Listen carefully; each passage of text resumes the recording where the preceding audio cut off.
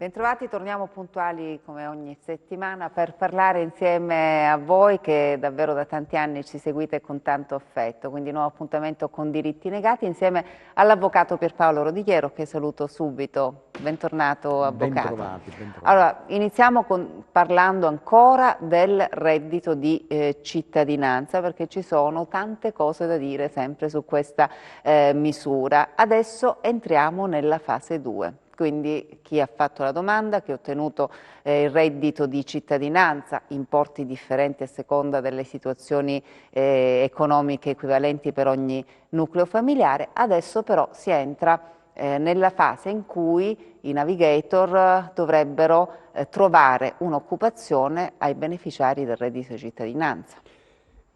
Perfetto, siamo entrati finalmente nella fase 2, quindi nella fase applicativa di ciò che doveva servire il reddito di cittadinanza, cioè utilmente occupare i percettori. I navigator, ricordiamo che al di là del progetto di legge, i navigator adesso compiono solo funzioni amministrative, nel senso che non sono a contatto con i beneficiari del reddito di cittadinanza, ma sono di supporto agli impiegati degli uffici del lavoro, per cui questo è il loro compito. I percettori di reddito di cittadinanza hanno dovuto sottoscrivere un patto per il lavoro con le pubbliche amministrazioni, in primis con i comuni di residenza, i quali, in attesa che per i beneficiari si prospetti un posto di lavoro a tempo indeterminato, devono, a chiamata, svolgere per lavori socialmente utili almeno 8 ore settimanali. Questa è la messa a disposizione, per cui partiranno, perché è stata licenziata da pochi giorni anche questa fase 2, praticamente le chiamate di coloro che usufruiscono del reddito di cittadinanza.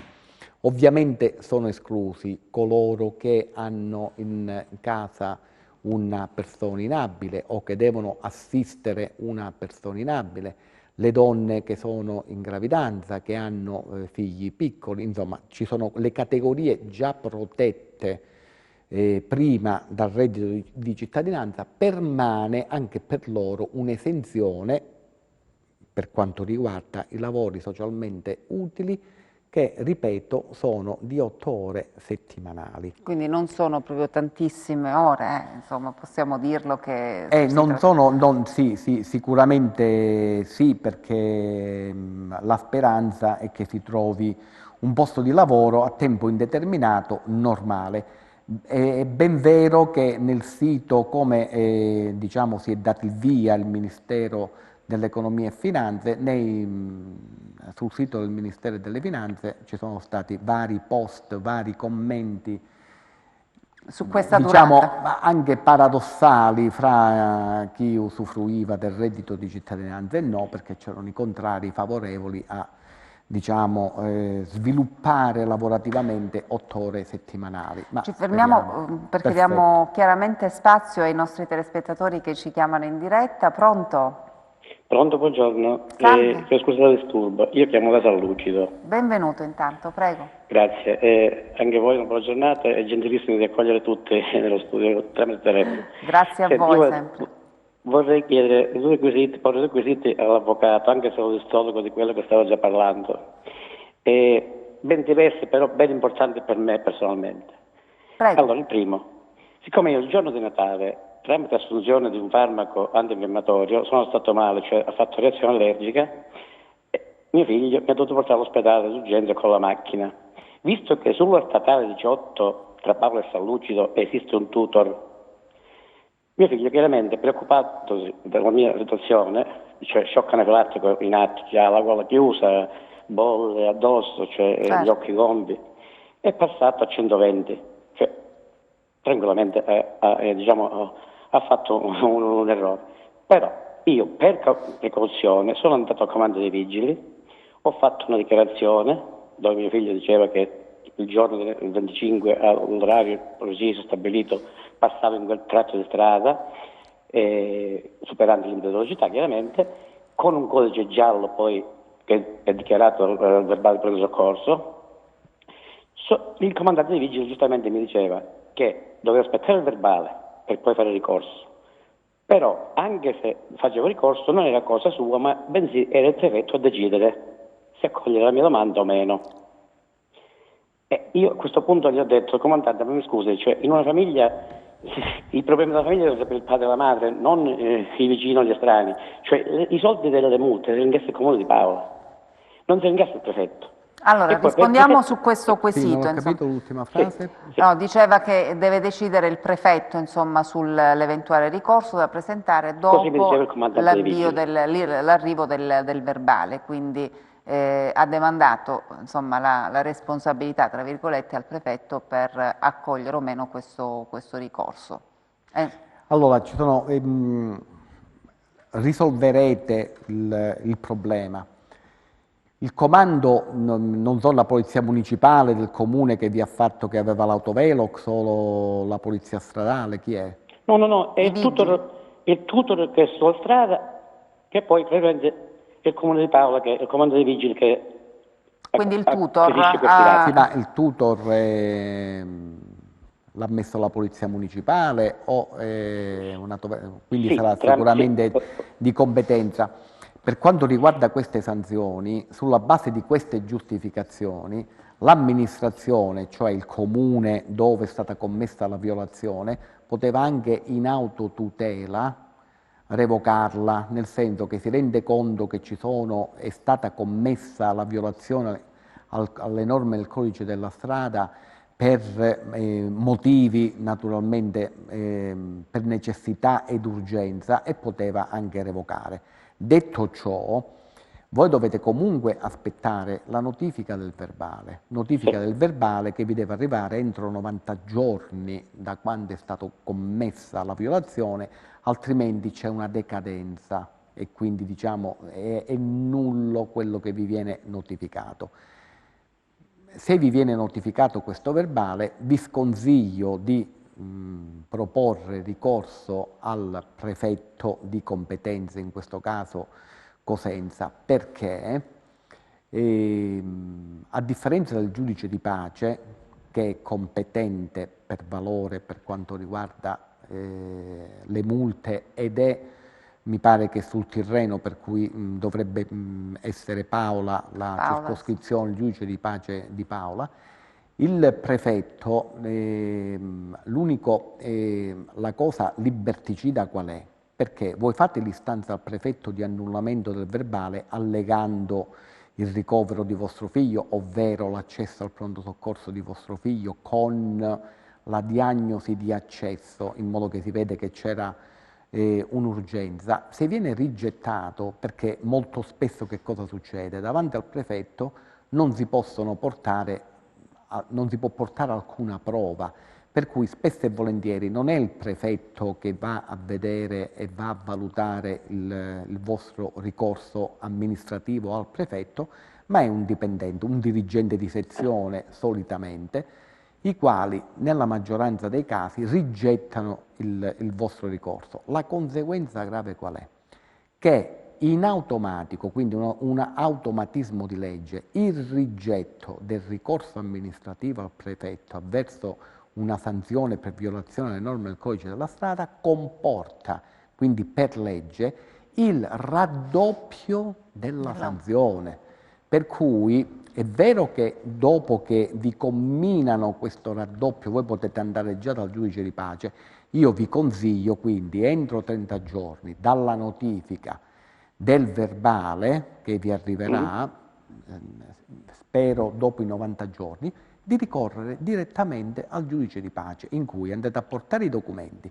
Con prova testimoniale andrete a dimostrare che la macchina la guidavate voi e che figlio guidava... Sì, e che nella vostra macchina c'era il vostro figlio o perché che c'era... è il nostro telespettatore che è stato male, a quanto ho capito, e e quindi il figlio... Oppure sì, ma l'intestatario cioè... non so chi è, eccetera, eccetera, si dà questa prova, si dà la prova dell'accesso al pronto soccorso con quella diagnosi di ingresso per cui c'era questo pericolo e urgenza percepito dal telespettatore, perché magari la diagnosi di uscita era semplicemente sindrome influenzale, però magari l'ha percepita come un'intossicazione, un'allergia molto forte che ha impaurito, per cui ci sono queste scriminanti, diciamo, e il giudice di pace può...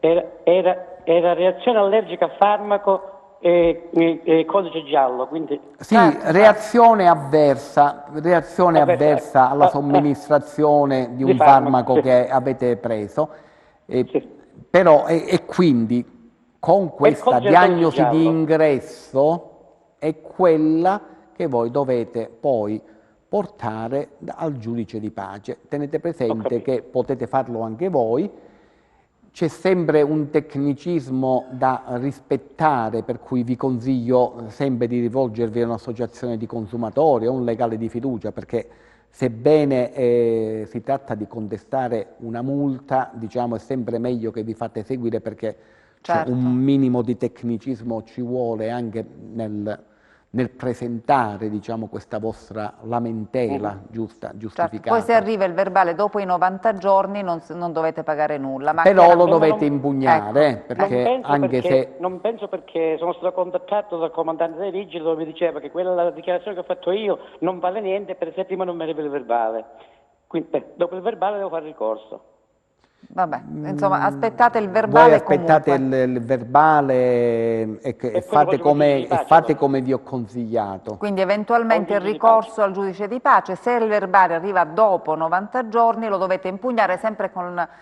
dovete essere assistito al giudice di pace, sì, però fatevi seguire, perché un po' di formalità nell'introdurre questa opposizione al verbale ci vuole. Credo sia tutto chiaro. Sì, chiarissimo. Perfetto. E se posso espongo il secondo quesito, altrimenti richiamo il settimana. Prego, ormai ha telefonato, come no? Allora, siccome noi siamo state due famiglie vittime di uno sbaglio burocratico, cioè dire, nella zona è successo non una frana, ma bensì uno smottamento di terreno da riporto di una cava. Allora, allora, chiedo scusa, alcune famiglie hanno subito questi danni da uno smottamento? No, danni no. Siamo stati convocati in comune per quando in caso di allerta rossa dovevamo essere sgomberati per pericolo di questa frana, che poi in effetti non è una frana, ma era smottamento di terreno da riporto di una cava. Però noi eravamo al di fuori di questo pericolo. Al di fuori di tutto questo, l'atto che ha fatto il comune di questo sgombero è stato messo all'albo comunale, se non che un giornalista si è preso la briga di mettere online tutto l'atto esposto al comune con tanto di nome, cognome e data di nascita mia e di mia sorella e mia nipote, cioè gli interessati. Cioè io ho ricevuto telefonate da tutte le parti, era lo sgombero, cioè sono andato in uno stato d'ansia, ho dovuto andare in ospedale perché mi sono preoccupato nelle feste, cioè avere una notizia del genere preoccupa. E poi i dati sensibili servono o non servono? Io a questo punto mi posso rivolgere a un legale per questa esposizione di dati sensibili? Per una violazione, insomma, della privacy. Se posso intraprendere una via giudiziaria, cioè legale, contro queste persone che hanno esposto nome e cognome come se noi fossimo stati dei criminali, cioè anche i criminali sul giornale vengono messi con le iniziali. Noi nome, cognome, data di nascita, indirizzo, cioè a questo punto... Quindi il problema è relativo a questa violazione che lei ritiene che sia stata fatta nei confronti per la vostra privacy. Allora, avvocato... Se è una violazione o è una cosa che si possono permettere queste persone? Sì, che poi in questi casi, se è fatta su carta, a mezzo stampa, è l'editore che deve essere naturalmente ritenuto responsabile se vi è violazione della privacy. Ricordate che bisogna sempre contemperare, e sicuramente vi potete rivolgere a un legale di fiducia, deve contemperare il diritto di cronaca che ha il giornalista con la violazione della privacy del cittadino. Quindi, a secondo delle notizie che sono state pubblicate, bisogna andare a contemperare questi interessi. Se c'è stata un'effettiva violazione della privacy, sicuramente avrete diritto a un risarcimento, però ecco, tutto si gioca lì. non è la semplice pubblicazione che dà discredito al cittadino, è, parliamoci chiaro, il diritto all'oblio, cioè esisto ma non voglio che voi ve ne accorgiate, non esiste più.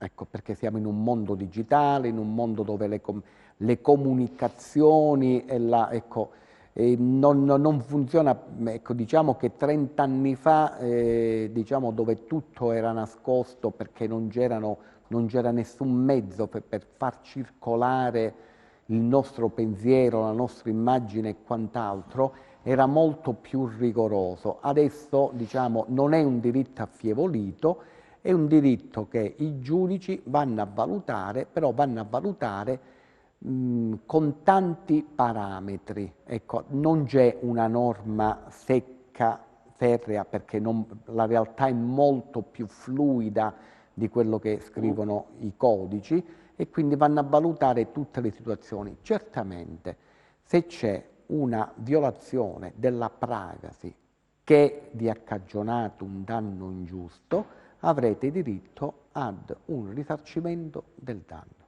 Sempre assistito da un legale, in questo caso Questo assolutamente, perché è una materia spinosa e va anche poi seguita. Ovviamente seguito da un legale, anche perché è materia di tribunale, l'assistenza tecnica è obbligatoria per ovvie ragioni, per cui sicuramente.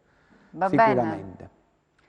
Allora, noi la salutiamo. La ringrazio, avvocato, grazie anche a lei, gentilissima. Grazie a lei per aver telefonato. Concludiamo il discorso sulla fase 2 del reddito di cittadinanza, quindi 8 ore settimanali, questi servizi da rendere alla collettività. Da rendere alla collettività. Chiaramente qualcuno chiedeva anche un rimborso, chiedeva un emolumento, invece no, non funziona così, perché se si percepisce il reddito di cittadinanza, questi servizi da rendere alla collettività. Sì, perché mi sono premurato naturalmente, a parte a stampare la notizia che insomma siamo entrati nella fase 2, c'è anche sui forum del Ministero chi dava la loro interpretazione, e naturalmente, ecco, alcune voci, diciamo, un poco dissonanti e paradossali, diciamo, avrebbero preteso, oltre per, diciamo, prestare alla collettività queste 8 ore settimanali, anche, diciamo, un reddito ulteriore, forse dimenticando che il reddito di cittadinanza sono sempre soldi pubblici. Quindi, ecco, non sono privati, sono soldi pubblici. Fare chiarezza. Intanto salutiamo chi è in linea. Pronto? Salve, buon pomeriggio. Buon pomeriggio a lei, da dove ci chiama? Da Catanzaro. Benvenuta intanto, prego. Io volevo fare una domanda, siccome ho aperto adesso e mi sono collegata adesso, quindi non so se qualcun altro mi ha preceduto. Prego, faccia la domanda. Anche se l'ha preceduta non ripetiamo, non ci sono problemi. Ok. Prego. Siccome io devo fare il modello ISEE, però mi hanno detto che quest'anno si presenta il 2018. Sì. Non so se è vero che se si fa dopo gennaio si può presentare il 2019. Allora. No, voi dovete entro fine gennaio presentare la domanda, perché l'INPS e per essa tutti gli enti collegati per le prestazioni premiali derivanti dalla presentazione del modello ISEE, compreso il DSU, cioè quello per il pagamento delle tasse universitarie e quant'altro, siccome c'è stato uno sbaglio nel sistema e quindi il certificato ISEE ha un buco nel sistema, nel senso che fotografa la situazione socio-economica del nucleo familiare del richiedente al 31/12/2018 con evidenti paradossi e pregiudizi per chi nel 2019 ha perso il lavoro e quindi viene pregiudicato perché gli risulta un reddito, e chi invece nel 2019 da disoccupato percepisce reddito.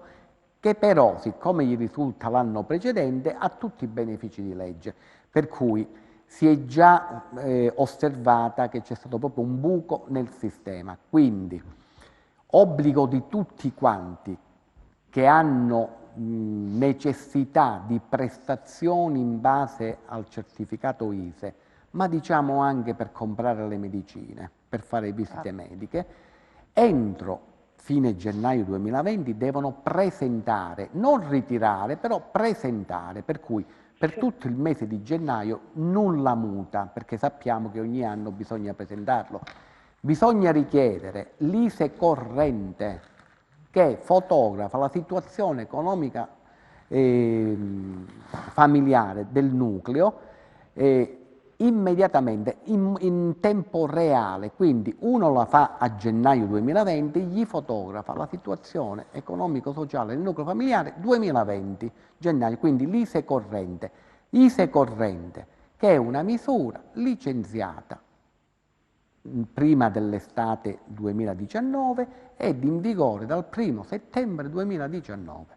Per cui ISEE corrente, perché ci sono tutte queste discrasie. Ovvio che chi aveva al 31/12/2018 una situazione economico-sociale non mutata, non importa niente, tanto non è mutato niente economicamente come composizione del nucleo familiare, non c'è nessun problema, per cui mentre invece chi ha avuto mutamenti ha necessità di adeguare, ma soprattutto coloro che hanno avuto un peggioramento del reddito. Quindi va fatta la domanda entro... perché si è espressa l'INPS e ha detto, non è vero che mi dovevate far pervenire entro la prima quindicina di gennaio, in modo che io adeguavi i pagamenti di tutto quello che dovevo fare entro il 15, però per gennaio non succede niente, perché ci sono anche le revoche dei benefici, ovviamente. Basta che introducete, presentate la domanda di reddito 2020 entro fine gennaio. Quindi abbiamo tempo tutto gennaio 2020 per presentare. Ovvio che chi ha... la telespettatrice, perché ci sono molti CAF e a macchia di leopardo, alcuni fanno l'ISEE diciamo corrente, altri ancora non sono adeguati. La telespettatrice comunque depositi la domanda entro fine mese. Se non riuscite a trovare un CAF, un patronato che vi fa l'ISEE corrente, ecco, depositate comunque la domanda, che poi in qualunque momento potete andarvene a fare un altro ISEE. Va bene, signora. Però l'importante è che entro fine mese, insomma, bisogna presentare questa domanda. Va bene, e poi magari tipo a febbraio si può fare l'ISEE corrente. Ogni mese si può fare l'ISEE. Ah, ogni mese si può fare. Va bene, grazie, gentilissimi. Niente. Grazie a lei, signora. Buon pomeriggio. Anche a lei, noi ci dobbiamo fermare pochi istanti, torneremo tra poco.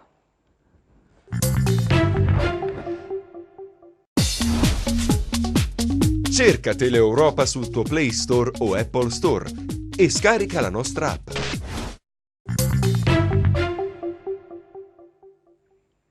Ed eccoci di nuovo in studio, continuiamo a parlare con il nostro avvocato Pierpaolo Rodighiero. Ancora, avvocato, ci sono dei dubbi, delle perplessità su questo ISEE corrente, perché a quanto pare non tutti i CAF, i patronati si sono ancora attrezzati, nonostante insomma, la disposizione doveva partire da settembre, dal 1° settembre 2019.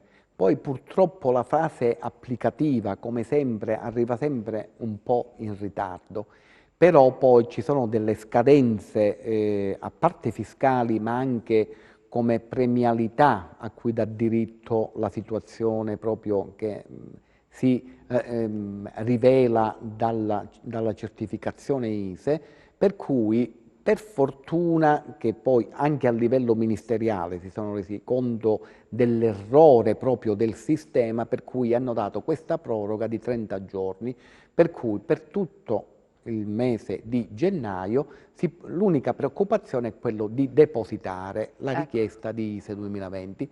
Solo chi ha necessità, perché delle prestazioni o deve pagare delle tasse e ha bisogno della certificazione ISEE, allora lì ci deve essere una fotografia veramente reale della propria situazione e allora l'ISEE corrente. Abbiamo assistito che qualche CAF sia adeguato, qualcun altro è in ritardo, però l'obbligo è quello di presentazione entro fine gennaio 2020, presentarlo, che poi viene restituito, viene sviluppato dopo, non fa niente, però l'importante è il deposito, fa fede il deposito. Parliamo anche dei pagamenti in contanti, no? Perché a quanto pare bisogna incentivare l'uso della moneta elettronica, sì. quindi sempre meno acquisti che bisogna fare con il cash, quindi con il contante, e questo vale anche per le visite mediche, ad esempio. Chi vuole tutto portare, ciò che viene portato in detrazione deve essere tracciato, tranne i medicinali. Si va in farmacia, gli ausili medici, quelli possono continuare ad essere pagati in denaro contante, lo scontrino col codice fiscale e quelli vengono sviluppati. Tutte le altre spese mediche, protocolli e quant'altro, comprese visite mediche eccetera eccetera, per portarli in detrazione è richiesto praticamente la tracciabilità, che è assegno circolare, carta di credito e quindi bancomat, tutti questi strumenti che tracciano il pagamento. E quindi questo è, con molta difficoltà, semplicemente per tutte le persone anziane che già sono state costrette per avere la pensione ad accendere un conto corrente bancario. E noi abbiamo più volte detto di andare a ricercare, perché anche questi conti correnti ci sono anche a zero spese per un numero limitato di operazioni annue, che erano proprio per i pensionati. Adesso i pensionati, se non vogliono emettere assegni con le difficoltà che magari ci sono, si devono munire di una carta di credito, e però con tutte quelle difficoltà è una norma anti-elusione fiscale.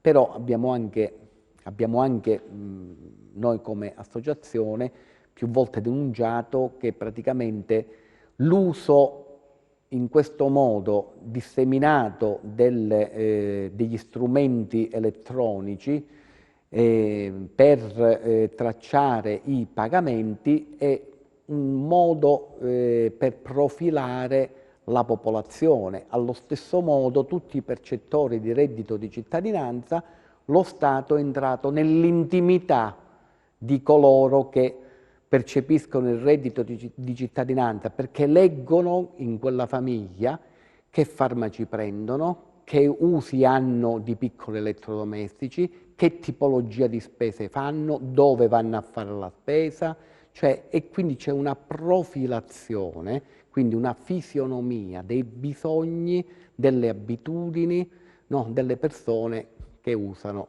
il reddito e sono delle banche dati che non dovrebbero esistere. Stessa cosa adesso per il tracciamento. Ritengo che se non raggiungiamo, come non c'è, perché hackerano tutto quanto, sulla conservazione di questi dati, soprattutto per quanto riguarda spese mediche e quant'altro, andare a fare una tracciatura, veramente si entra a conoscenza, si ha accesso dei dati biometrici dei cittadini. Questo è sommamente pericoloso. Certo. Perché ha risvolti molto in campo assicurativo, bancario, eccetera, eccetera. Poi magari faremo... Quindi anche sulle difficoltà, come lei giustamente accennava, per le persone magari ma soprattutto per le persone anziane che sicuramente abituate. Non sono digitalizzate e non hanno confidenza con questi nuovi mezzi, e comunque ogni transazione, ancora non c'è un accordo per rendere gratuite, diciamo, le transazioni fatte con moneta di plastica, insomma, per cui c'è tutto un movimento, ecco, finanziario intorno, che a parte che dove c'è finanza c'è sempre una zona molto grigia, però diciamo noi dobbiamo andare a tutelare le persone che sono un po' più deboli, e come lo sono, come è la terza età. Non si possono andare a mettere, ecco, diciamo, balzelli anche a chi richiede salute. Certo, però dobbiamo dirlo che da quest'anno chi è obbligatorio, tranne le purtroppo. visite mediche, tranne I farmaci, farmaci insomma, che si vanno a comprare, lì però tutto deve essere tracciato. Ecco, chi va a fare Tranne la il visita contante, diciamo, per essere molto, molto semplici, in farmacia potete andare a comprare ancora con con il soldi in contante. contanti, con lo scontrino, col codice fiscale, quindi siete tranquilli. Il resto, comunque, tutto ciò che vi portate in detrazione, tracciatelo. Lo dovete tracciare, altrimenti non vi viene accettato. Ecco, questa è un'informazione che dobbiamo, Sì, la dobbiamo dare perché anche se ci sono delle difficoltà. ci sono delle difficoltà, però questo è. Allora, salutiamo chi è in linea in questo momento. Pronto? Pronto, buonasera, sono da Castrovillari. Benvenuta. Tanto, ogni tanto vi chiamo. E a noi fa piacere, signora, significa che ci vuole bene. Ecco, si vede che veramente ci vogliamo bene ogni tanto a chiamare. Prego, signora. Vorrei sapere, Avvocato Rosigliero, per la televisione, gli anziani che possono fare per non pagare di meno, non pagare proprio? Per il canone, quindi? Il canone TV, voi dovete, cioè il titolare deve avere compiuto 75 anni. E deve avere 7,5 e deve avere un reddito inferiore agli 8.000 euro, che è stato aumentato rispetto a quello che era negli anni precedenti.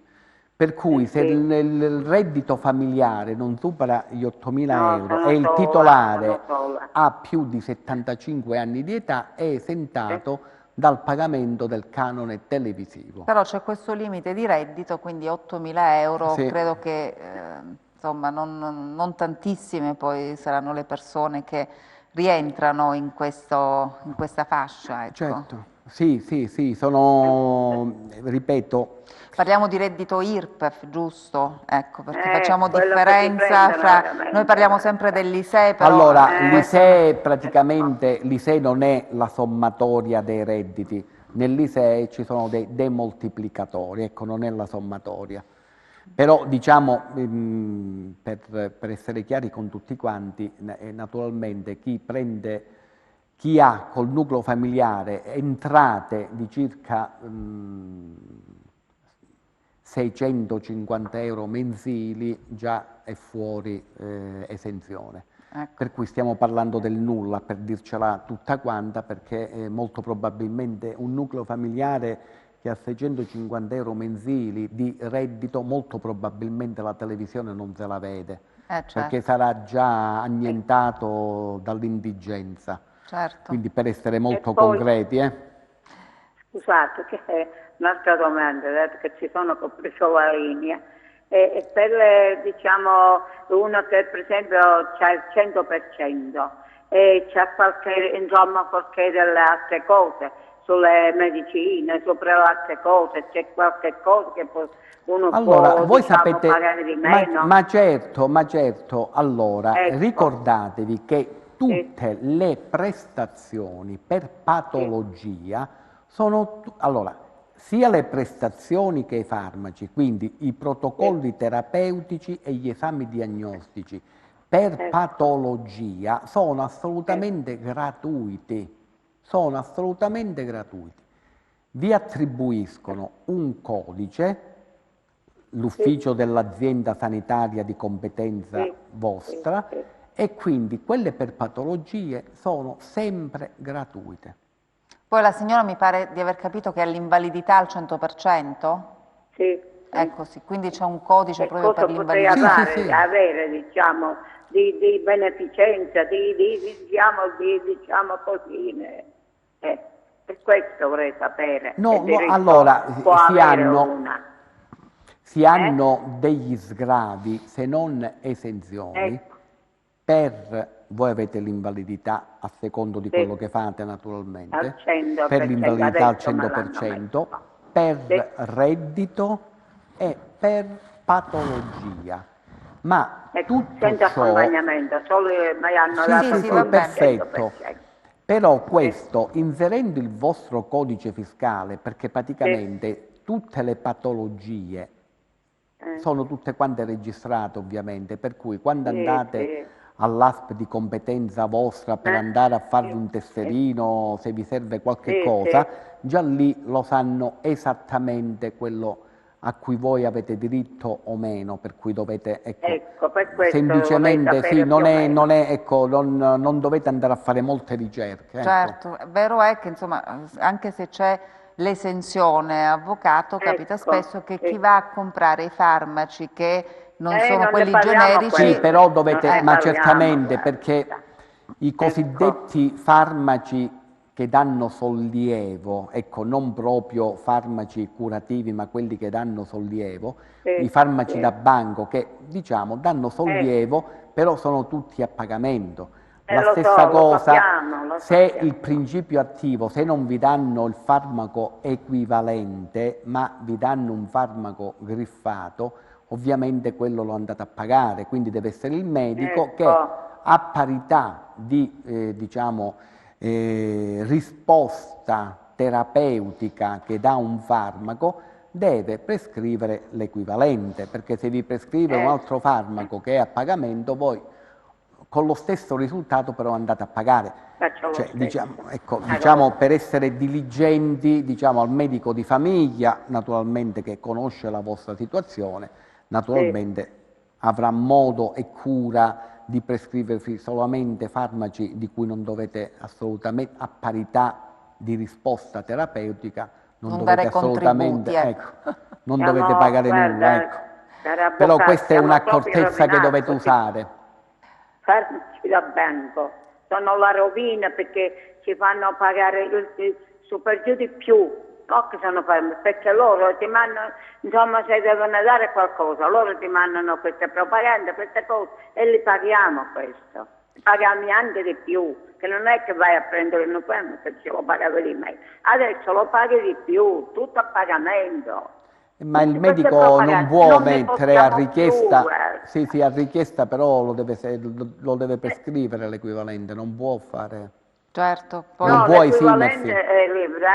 L'equivalente sì, ma l'altro no.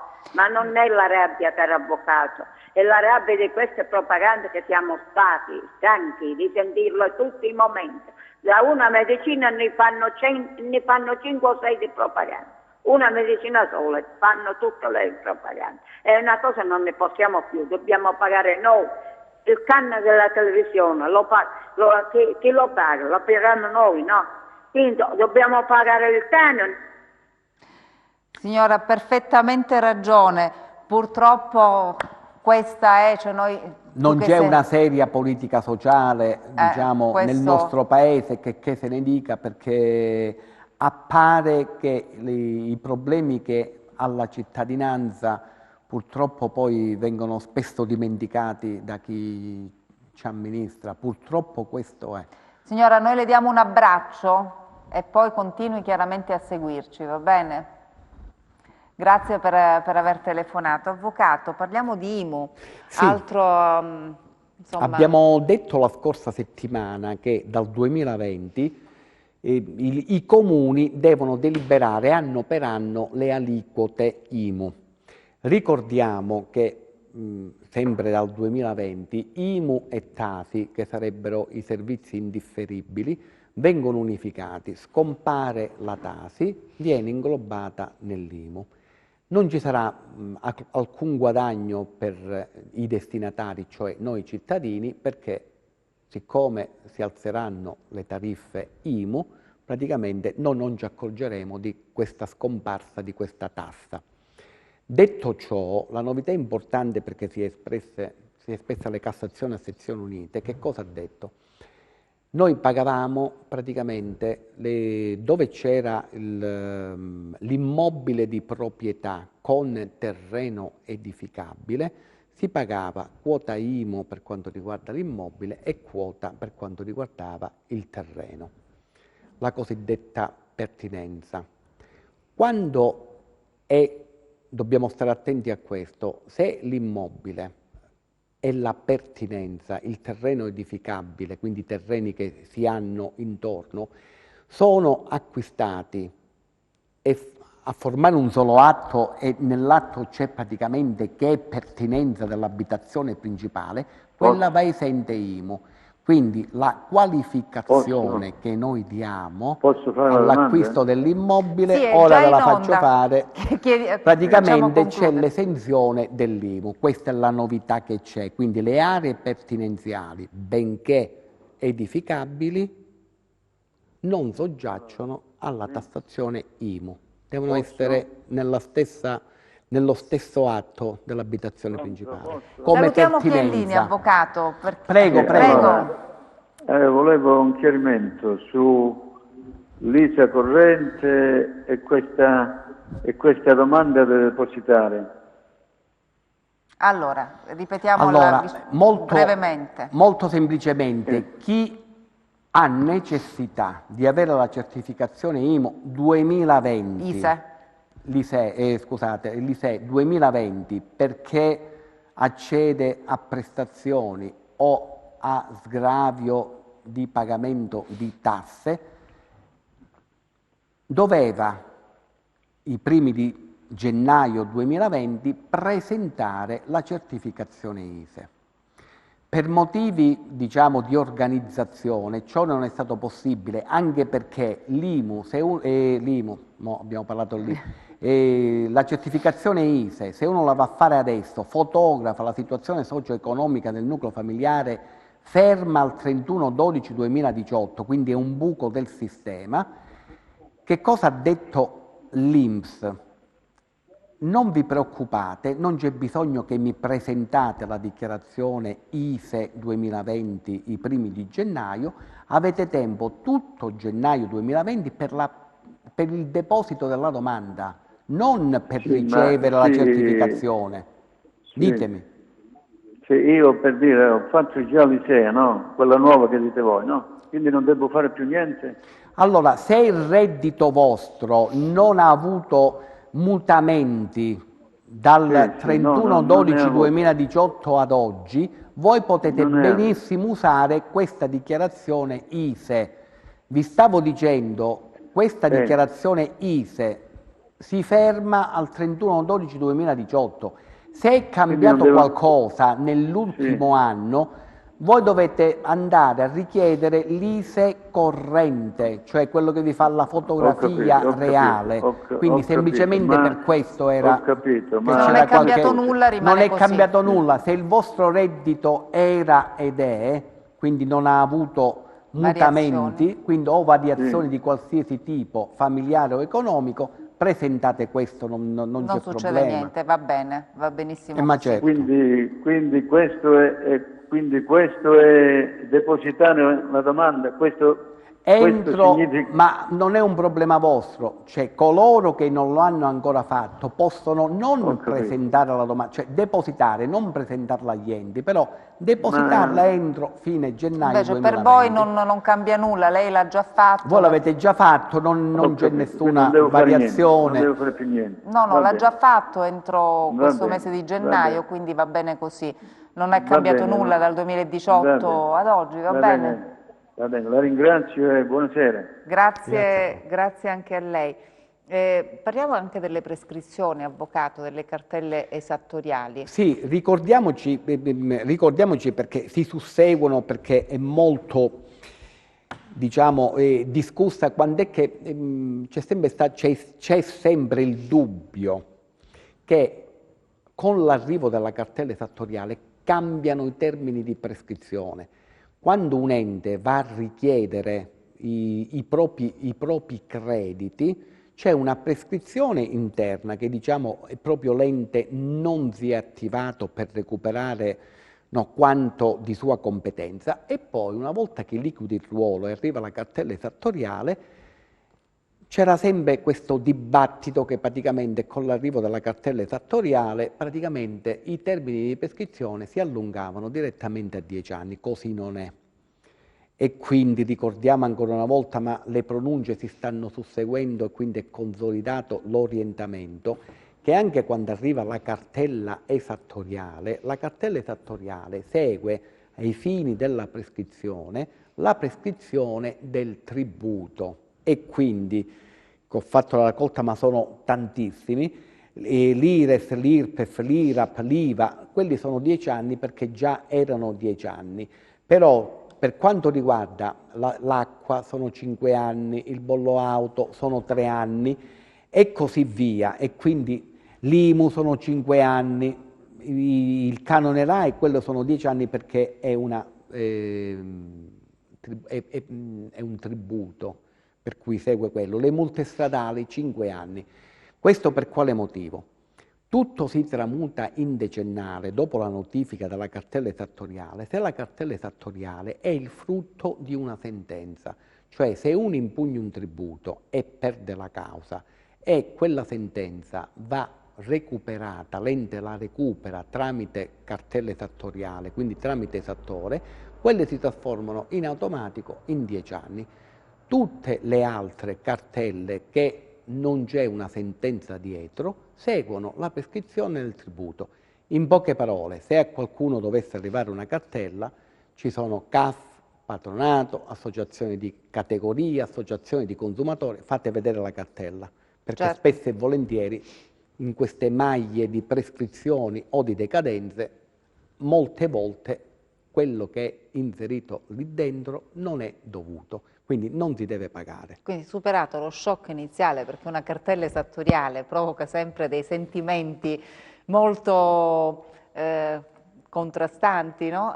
Superato questo shock iniziale, facciamo vedere subito. Molto contrastanti perché non c'è un mezzo, quindi lo statuto del contribuente che serviva proprio a far colloquiare l'ente esattoriale con il cittadino, purtroppo negli anni non ha avuto una esplicazione fruibile da parte del cittadino, per cui con il cittadino, con l'arrivo di una cartella esattoriale, inizia la via crucis, quindi certo, l'ente, andare all'Agenzia delle Entrate e Riscossioni, poi rivolgersi a un patronato, a un CAF, a un avvocato, eccetera, eccetera, per cui diciamo, non si è mai risolto, diciamo, per quanto riguarda il cittadino, diciamo, ancora lo Stato non si riesce con gli organi dello Stato ad avere un colloquio costruttivo, soprattutto in materia di riscossione. ecco. Quindi questa è la grossa battaglia che stiamo facendo. Poi c'è un altro argomento che è molto importante, è quello che forse della legge della Salva legge, Casa. sì, perché la scorsa settimana l'avevamo anticipata. Tutti i telespettatori devono sapere che è stato licenziato, il 24 dicembre è stato pubblicato nella Gazzetta Ufficiale, una legge con partecipazione di fondi statali che permette di evitare di perdere la casa in caso di pignoramento immobiliari, e purtroppo ne dovremo parlare la prossima settimana, sì, perché siamo in chiusura. Arriviamo sempre sulla legge Salva Casa in corner, in chiusura. Vabbè, inizieremo magari prossima settimana proprio da questo argomento. Io intanto la ringrazio, avvocato, per i preziosi consigli, e grazie come sempre anche a voi che siete rimasti in nostra compagnia.